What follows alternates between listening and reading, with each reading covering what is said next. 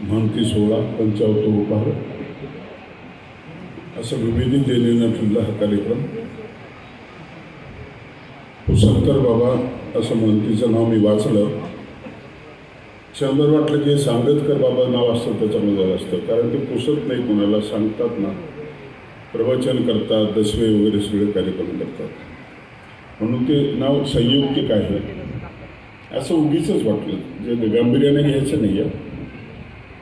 या कार्यक्रमाला उपस्थित असलेले आमनेयाचे सर्व आचार्य, प्रवराचार्य, बाकीचे महंत,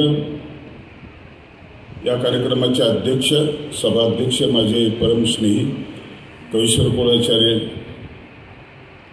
खामणीकर बाबा, दुसरे कवीश्वर कुलाचार्य विकास पुरुष, त्यांना म्हणतात ते कारंजकर बाबा, वर्धन स्थगिलकर बाबा आदी सगळेच महंत. कारण ही लाईन बघितल्यानंतर एवढे नावं घ्यायला दम लागेल मला, पण काही नावं दम धरून घ्यावे लागतात, ते मी घेतले आता. आणि आपण सद्भक्त बंधू आणि भगिनींनो यात सगळे आलेले आहात. तू महंताचा महंतो ब्रह्मादिका न कळे अंतू आगमनाटके प्रांतू तुझी या स्वरूपाचं. केशराज व्यासांच्या काळामध्ये महंतीचं कुठलं वातावरण नव्हतं आणि म्हणून त्यांना महंत शब्द जेव्हा वापरायचा त्यावेळेस त्यांनी नेमकं परमेश्वराचं स्मरण केलं आणि ते म्हणाले, तू महंताचा महंत, चक्रधरा तू महंताचा महंत आहेस. असा महंत आहे की ज्याचा विचाराचा रहस्याचा अंत कोणाला कळत नसतो, त्याला महंत असं म्हणतात. महत या शब्दापासून महंत शब्दाची उत्पत्ती झालेली आहे. मोठा, आकाराने मोठा, असा एक वर्तुळ की ज्यात सगळे वर्तुळ मावतात असा, त्यापेक्षा काही नाही. आणि म्हणून आगमनाटके प्रांतू तुझ्या स्वरूपाचा. आगमाला तू कळत नाही इतका तू विस्तीर्ण आहेस, परंतु नसुद्धा महंत शब्दाने वापरला. तू महंताचा महंतो, महंताचा महंत आहे. असं कोणाचं नाव नाही आमच्या पंथामध्ये आणखी की हे महंताचे महंत आहे, असं नाव नाही आहे. तू महंताचा महंतो. आणि म्हणून इतका मोठा आहेस, इतका मोठा आहेस, आणि मोठं होण्याची इच्छा प्रत्येकाला स्वाभाविक असते, तुम्हाला, आम्हाला, सगळ्यांना. पण आज मी ज्या विषयावर बोलणार आहे तो विषय बोलणं म्हणजे मी महंती सोडलेला माणूस आहे आणि महंतीबद्दल बोलतोय मी. आणि म्हणून हा सगळा प्रकार बघितला ना, ती एक व्यवस्था आहे, पूर्वजांनी केलेली ही व्यवस्था आहे. व्यवस्था महत्त्वाची असते, ती पाळायची असते. वेगवेगळे गट असतात, ती एक व्यवस्था आहे. एखाद्या गावामध्ये या गल्लीत नळ आहे, त्या गल्लीत नळ आहे, ते पार्टिशन नाही आहे, गटबाजी नाही आहे, ती एक व्यवस्था आहे. इकडे मंदिर आहे, त्या गल्लीत मंदिर आहे, त्या कॉलनीत मंदिर आहे, ती व्यवस्था आहे. आणि व्यवस्था व्यवस्थित सांभाळण्याच्या दृष्टिकोनातून हे जे पर्वताचे छोटे मोठे शिखर आहेत ना, ते शिखरं तयार झालेले असतात आणि याला मग संतुलन राहतं. म्हणून मानवा संप्रदायाने सुरू केलेली ही जी प्रथा, ही व्यवस्थेची प्रथा आहे. आणि ब्रह्मविद्या कुठं आहे, कुठलं ज्ञान कुठं आहे, हे एका एका ठिकाणी आपल्याला सापडत असतं सगळं. पण म्हणून व्यवस्था परिवर्तन असावी का नसावं हा प्रश्न एक महत्त्वाचा आहे.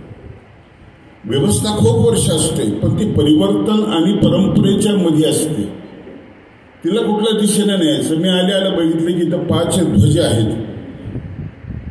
हे व्यवस्था परिवर्तन आहे की काय आहे? एकच ध्वज होता आमचा, एका ध्वजाखालचे आम्ही सगळे माणसं आहोत. वेगळा ध्वज लागत नाही. भारताला एकच ध्वज लागतो, फक्त एक ध्वज. एकच प्रार्थना लागते. पुस्तकामध्ये, पाठ्यक्रमामध्ये एकच प्रार्थना आहे, एकच प्रार्थना आहे. आणि इतके ध्वजगीतं सुद्धा वाढलेले. माझ्यासमोर 4 ध्वजगीत आहेत. आणि म्हणून याचा विचार पंथीय प्रतिष्ठांनी करायला पाहिजे की हे 5चे 11 होऊ शकतात, 11चे 15 होऊ शकतात. कारण इथं सन्माननीय लोकांची संख्या वाढत चालली की हे वाढत जाणार आहे.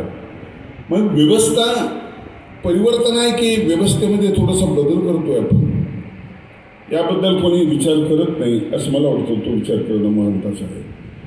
आणि म्हणून एक रहस्य त्याच्यामध्ये असताना त्याला महंत असं म्हणतात. महाराज शब्दाचा अर्थ तोच आहे. राज म्हणजे गुपित, मोठं गुपित ज्याच्या अंतःकरणामध्ये त्याला महाराज म्हणतात. कुणालाही महाराज म्हणत नाही. आताच्या राजकीय लोक जे आहेत यांना काही महाराज म्हणण्याचं कारण नाही, कारण यांच्याकडे गोपीत नाही आहे. आणि जे यांच्यातून व्यक्त होताना हे व्यक्त होत असताना इथं मगाशी मान्य केले आमदार साहेबांनी की जात पात ह्या सगळ्या गोष्टी याला प्रोत्साहन देणारी ही जी माणसं आहेत, इथं राज नाही कुठलं. आणि हे राज असतं वैयक्तिक नाही, ते सामाजिक भान असलेलं राज असतं. सगळ्यांना सांभाळून घेण्याचं ते एक राज असतं. आणि म्हणून ही महंती प्रतिष्ठेची जी व्यवस्था आहे ही व्यवस्था अत्यंत उत्तम राहिला. प्रश्न आश्रमाचा, आश्रम एक महत्त्वाची गोष्ट आहे. आश्रम शब्दाचा अर्थ आहे आ उपसर्ग लागलेले श्रमला, म्हणजे विशेष प्रकारचे श्रम, म्हणजे कष्ट नाही आहे, कष्ट नाही आहे. आता छोटासा विशेष असतो पण तो विषयच असतो.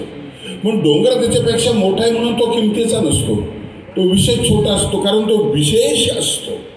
त्याच्यामध्ये जे संक्रमण झालेलं असतं ते विशेष असतो. अशा तऱ्हेने आश्रमाची एक व्यवस्था. मी आत्ता एक आश्रम अनुभवला.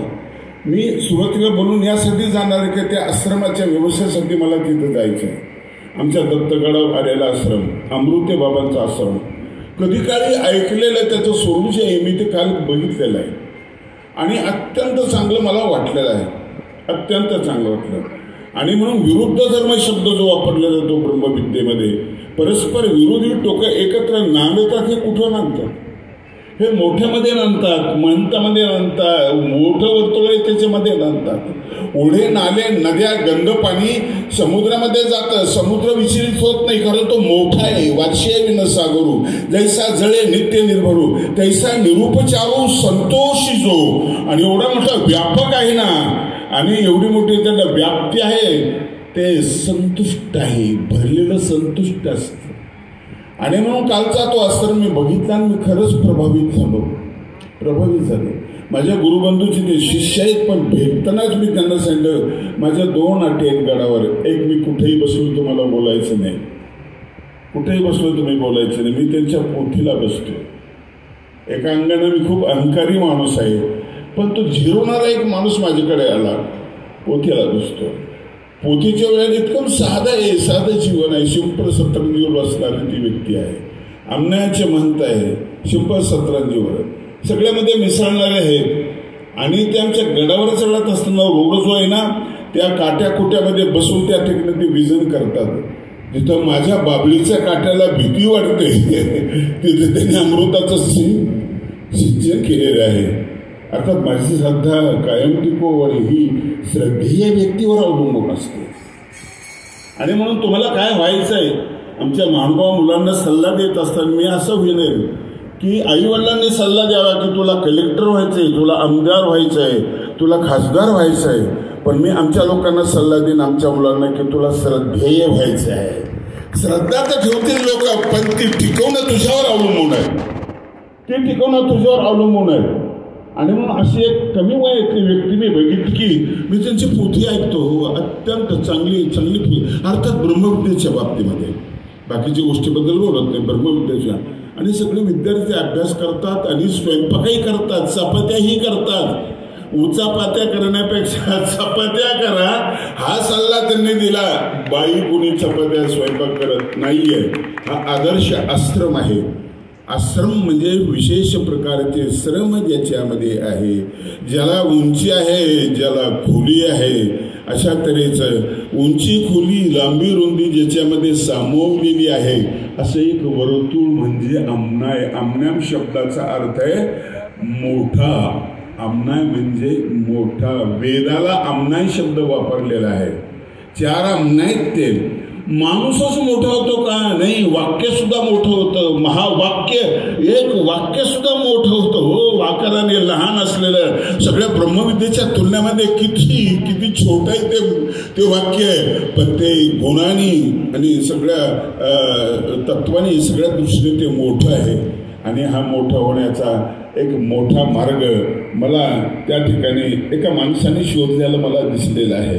मी भारावून गेलो. मी असं वेडा नाही आहे. कधी कधी मी टीकात्मकही बोलत असतो, पण असं बोलण्याचा प्रसंग माझ्यावर येतो. हे माझं नशीब आहे.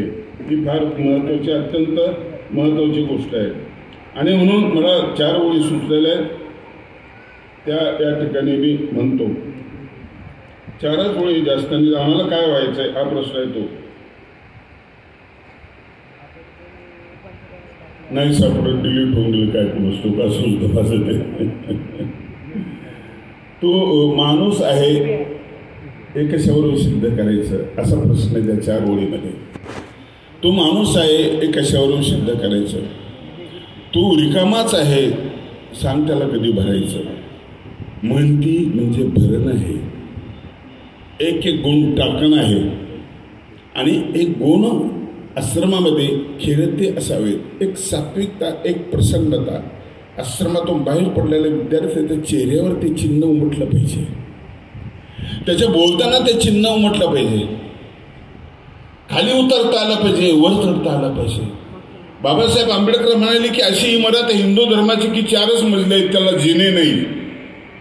म्हणून वरच्या मजल्यावरच्या खाली येत नाही, खालच्या वरच्याला वर जायला कुठला अवसर नाही, प्राप्त नाही आहे. अशा एका जिनेची जी एक किमया आहे ना, ती किमया महत्वाची आहे आणि महानुभाव संप्रदायाने ती केलेली आहे. महानुभाव संप्रदायाने केलेली आहे. आणि म्हणून ज्ञानाच्या दृष्टीने, गुणाच्या दृष्टीने जे व्यक्तिमत्व विकसित झालेलं व्यक्तिमत्व आहे ते व्यक्तिमत्व महत्वाचं आहे. आणि ते आज आपल्याला स्टेजवर व्यासपीठावर दिसतात ही माणसं, दिसतात ही माणसं. हे वाढत जावं. गोपाल मुनी आमच्यातले आहेत, आमच्या संप्रदायाचे आहेत. महानुभावामध्ये वेगवेगळे संप्रदाय आहेत. एक ब्रह्मविद्येचा संप्रदाय, तो गट ते काम करतोय, त्यांनी पकड पक्की केलेली आहे. तो संप्रदाय पोथीची महत्वाची गरज आहे. ते आमचं कच्चं पेट्रोल असलं तरी पक्क आम्ही नंतर बनवतो. त्या समुद्रातून टँकर आमच्या निघतात आणि गावोगाव वाटतो. आमचा नंबर हा दुय्यम नंबर आहे, 1 नंबर आहे. आणि मी जे बोललो ना ते आमच्या संप्रदाय, ते प्रवचनकाराच्या संप्रदायाचं आहे, प्रवचनकाराचं. तर प्रवचनाच्या दृष्टिकोनातूनही खूप बदल होणं गरजेचं आहे. मी मागे म्हटलं होतं की महानुभावांचं कीर्तन आणखी तयार झालेलं नाही. आम्ही जे करतोय ते वारकऱ्यांचं करतोय, हरदासींचे कीर्तन करतोय. आणि माझा तो प्रयत्न की महानुभावांचं स्वतंत्र कीर्तन असावं, ते सूत्रावर असावं, ओळीवर असावं आणि त्याच्यामध्ये लीळा चरित्र ओतल्या जावं अशा प्रकारचं कीर्तन. तो प्रयत्न मी करतोय. तो प्रयत्न अत्यंत महत्त्वाचा प्रयत्न आहे, कारण महानुभाव साहित्याला तिकडं पोहोचवणारं माध्यमच नाही आमच्याकडे आणि कीर्तनासारखं उत्तम माध्यम नाही आहे. आणि कीर्तनाला परंपरा जी आहे ना ती ज्ञानेश्वरी नामदेवापासून नाही आहे, ती लीलाचरित्रपासून परंपरा आहे. देव कशाना भजावा पूजावा आचार्यांचा प्रश्न आहे. स्वामी सांगतात तो भजावा पूजावा ना लगे, तो अंतर्गाम्य आहे. तो चिंतने, मनने, आठवणे, कीर्तने भज्य पूज्य की गा. फुलांनी पूजा करताय ना, कीर्तनाने सुद्धा पूजा करता येते.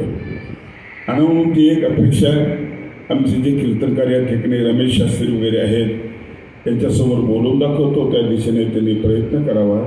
दत्तगडावर आता बाबांचा 1 महिना आश्रम आहे, तो आश्रम संपला की आम्ही त्या दिशेने प्रवास करणार आहोत. त्याला एक सुंदर रूप देण्याचं, एक शास्त्रीय बैठक त्याला असावे असं रूप देण्याचा प्रयत्न करणार आहे.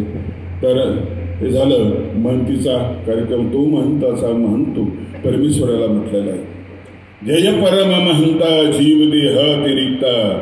काय गोड आहे शब्द. महंत कोणाला म्हटलं त्याला अरे ना सुद्धा महंत नाही, परम महंता हा शब्द आमच्याकडे नाही आणखी, की परम महंत आम्ही कुणी वापरत नाही, कारण तो एकटा आहे. पण आम्हाला तिकडे जायचं आहे. धीरे धीरे आम्हाला तिकडचा प्रवास करायचा, टप्प्याटप्प्याने करायचा आहे. आणि तो प्रवासी, आम्ही सगळे प्रवासी आहोत. आणि म्हणून या ठिकाणी आलो. मी खूप अडचणीमध्ये आहे, मला घरी जायला पाहिजे. म्हणून मी गोपाल मुनीला विनंती केली की मला घरी जाण्याची परवानगी द्या. परत पुसटकर बाबांनाही विनंती करतो की 2 शब्द बोलतो आणि मला घरी जाण्याची परवानगी द्या, एवढंच विनंती करतो. दंडवत प्रणाम.